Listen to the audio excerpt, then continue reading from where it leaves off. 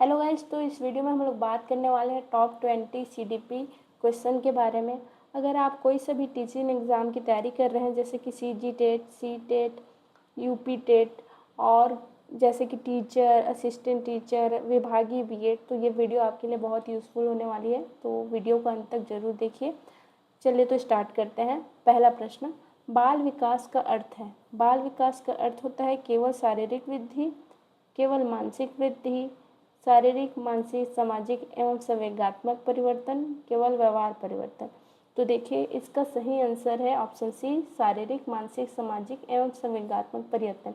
क्योंकि एक बच्चा है, जब वो बड़ा होता है, उसका विकास होता है, तो केवल उसका शरीर नहीं बढ़ता, उसका मन भी का विकास होता है और समाज से वो सीखता भी है।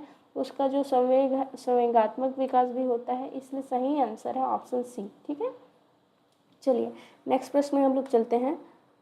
एक सेकेंड। विकास की प्रक्रिया, जो विकास की प्रक्रिया है, डेवलपमेंट की प्रक्रिया है, वो कैसी होती है? अव्यवस्थित होती है, निरंतर होती है, अचानक होती है या अस्थायी होती है? तो देखिए जो विकास की प्रक्रिया है हमेशा निरंतर होती है, कंटिन्यू चलती है।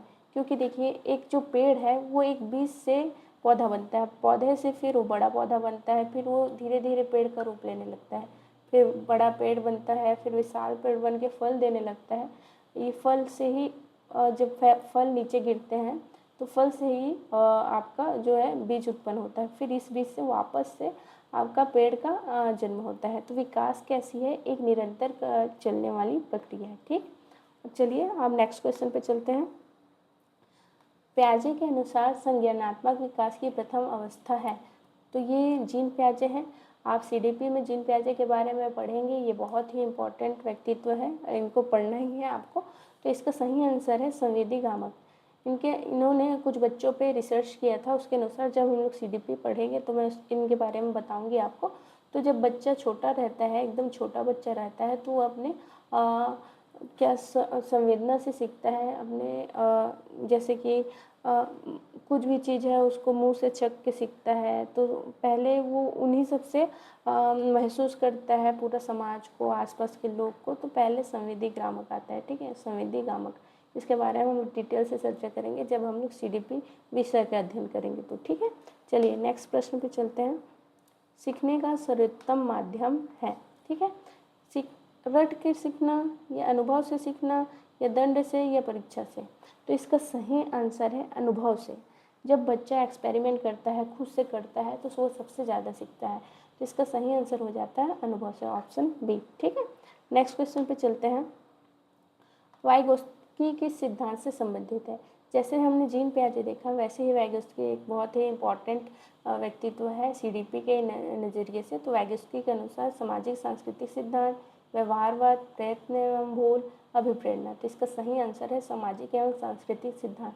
क्योंकि वाइगोत्स्की समाज से जुड़े हुए थे और समाज की ही ज़्यादातर वो बात करते थे, तो इन्होंने समाज से रिलेटेड सिद्धांत भी दिया है। ठीक है, तो सामाजिक सांस्कृतिक सिद्धांत इसका सही आंसर हो जाएगा। ठीक है, जब भी वाइगोत्स्की आएगा तो समाज वाले आंसर ही लेना है, क्योंकि वही आंसर अधिकतर 90% सत्य होगा। ठीक है, चलिए अब देखते हैं आईक्यू का संबंध किससे है।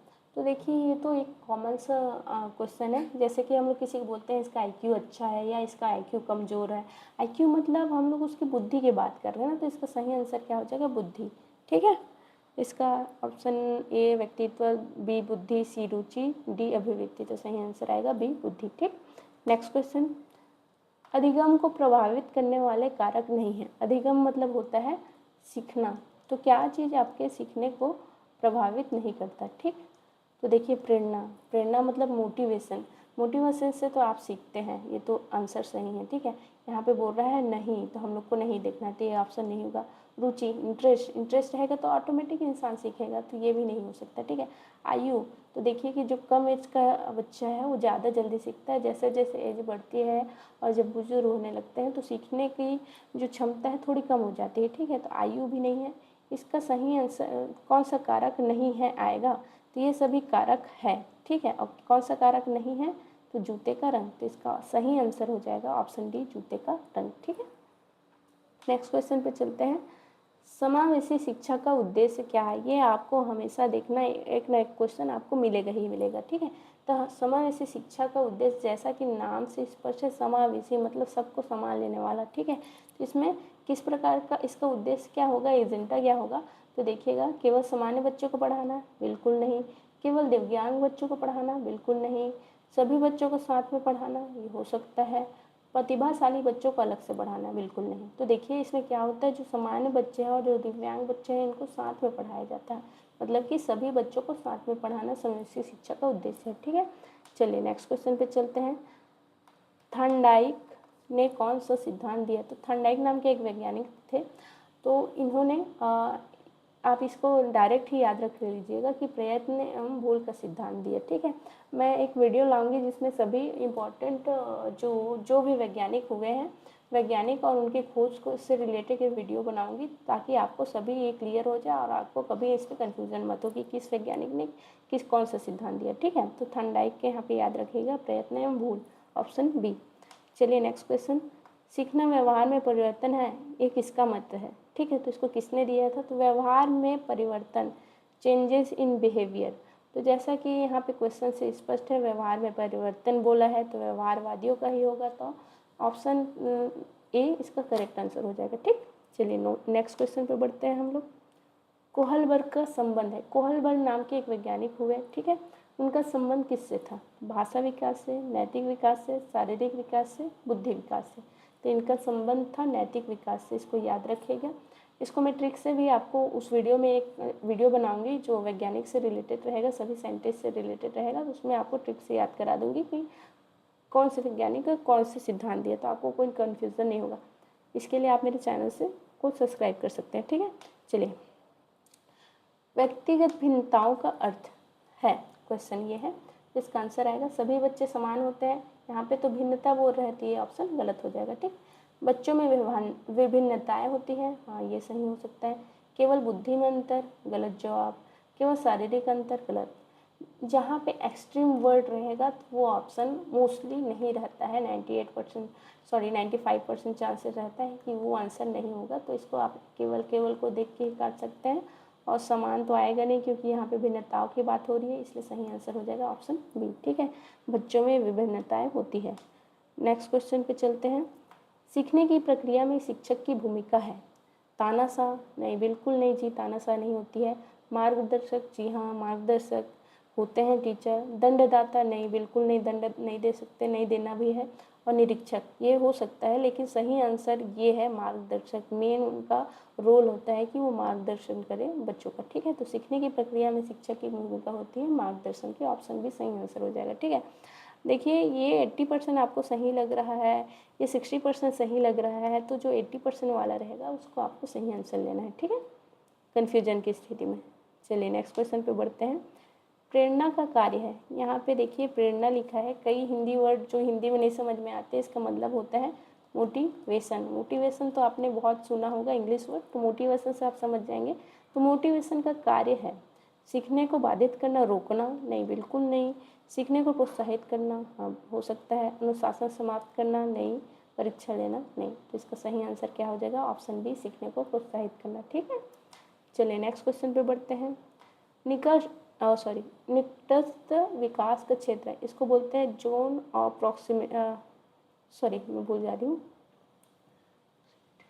Zone of proximate development. ठीक है, तो ये ZPD का फुल फॉर्म है। इसका फुल फॉर्म भी पूछता है, जिसको मैं CDP का जब क्लास लूँगी उसमें आपको बताऊँगी।